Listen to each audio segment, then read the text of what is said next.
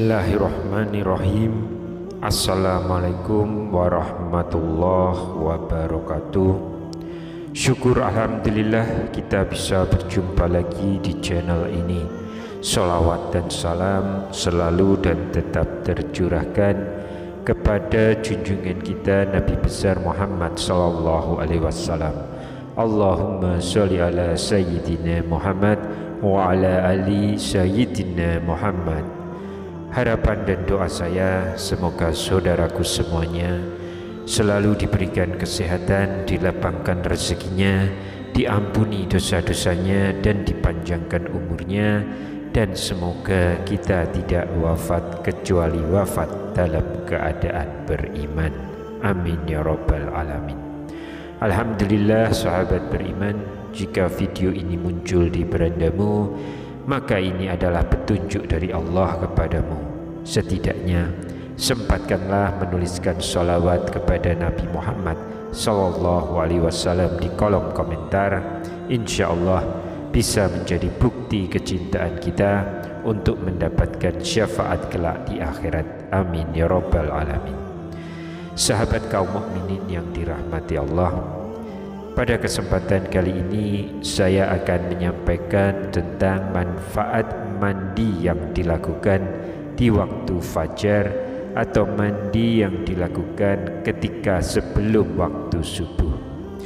Kita pahami bersama bahwa mandi itu merupakan sebuah anjuran dan bukan kewajiban seperti yang dilansir oleh konten-konten Islami dengan judul thumbnail yang sama, di mana mandi dilakukan oleh semua manusia agar badan senantiasa selalu sehat, segar, bugar dan bersih dari setiap kotoran yang menempel di badan.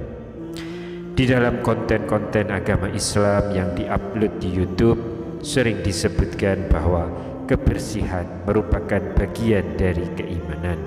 Padahal sebenarnya hadis yang berbicara mengenai kebersihan sebagian dari iman adalah sebuah hadis dhaif atau hadis palsu yang perlu diketahui oleh umat muslim, dan perlu diketahui bahwa hadis tersebut tidak berasal dari Nabi Muhammad sallallahu alaihi wasallam. Dan terkait perkataan dengan lafaz kebersihan bagian dari iman, maka ini adalah hadis palsu yang tidak terdapat sama sekali dalam kitab-kitab hadis. Syekh Sulaiman bin Nasir Al-Ulwan mengatakan, hadis kebersihan bagian dari iman tidak ada asalnya, batil dan palsu, namun maknanya benar. Maka perkataan ini tidak boleh disandarkan kepada Rasulullah sallallahu alaihi wasallam. Adapun bahwa Islam mengajarkan untuk hidup bersih dan bahwa menjaga kebersihan termasuk amal soleh, itu benar, dan terdapat banyak dalil yang sahih atas hal ini. Di antaranya hadis, bersihkanlah halaman rumah kalian karena orang-orang Yahudi tidak suka membersihkan halaman rumah mereka. Hadis riwayat At-Tabrani dalam Al-Awsat yang dihasankan oleh Al-Albani. Kembali ke topik mandi sebelum subuh. Apakah memang mandi sebelum subuh adalah aktivitas yang dicontohkan oleh Rasulullah sallallahu alaihi wasallam? Silakan tonton video ini hingga selesai sehingga semua informasi yang kami sampaikan bisa diterima secara lengkap dan dapat dicerna di dalam memori pikiran dan hati kalian supaya tidak menjadi gagal paham. Terima kasih.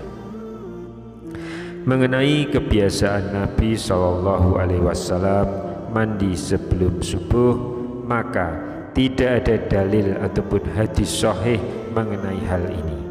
Yang ada contohnya adalah salat sunnah 2 rakaat sebelum subuh. Semoga Allah memberikan taufik kepada kita agar selalu bisa melaksanakannya. Aisyah radhiyallahu anhuma berkata, Nabi tidak pernah menjaga sholat sunnah melebihi perhatian beliau terhadap 2 rakaat sebelum subuh. Rasulullah Shallallahu Alaihi Wasallam bersabda, 2 rakaat sebelum subuh lebih baik daripada dunia seisinya. Atau ada aktivitas sebelum subuh yang lainnya, yaitu makan sahur. Dari Ibnu Umar dan Aisyah radhiyallahu an bahwa Bilal biasanya berazan di malam hari. Lalu Rasulullah Shallallahu Alaihi Wasallam bersabda, makan dan minumlah kalian sampai Ibnu Ummi Maktum berazan, karena tidaklah dia mengumandangkan azan kecuali setelah terbit fajar. Adapun pandangan dari sisi medis terkait mandi pagi sebelum subuh, maka ada sumber yang menyatakan bahwa mandi sebelum subuh bermanfaat bagi kesehatan karena bisa menimbulkan kesegaran dan beberapa manfaat seperti membuat kulit lebih lembut dan halus, membuat lancar peredaran darah, meningkatkan kesuburan, menurunkan risiko darah tinggi, mengurangi tekanan serta memberikan ketenangan, meningkatkan sistem imun tubuh khususnya sel darah putih. Akan tetapi sayangnya sampai hari ini saya pribadi belum menemukan penelitian ilmiah mengenai hal ini karena harus dibuktikan secara ilmiah dan pertanggungjawaban. Karena belum tentu bermanfaat bagi orang tertentu dan dalam keadaan tertentu. Misalnya untuk mereka yang alergi udara dingin dan memiliki sakit rheumatoid arthritis atau sakit sendi yang sering kambuh di pagi hari.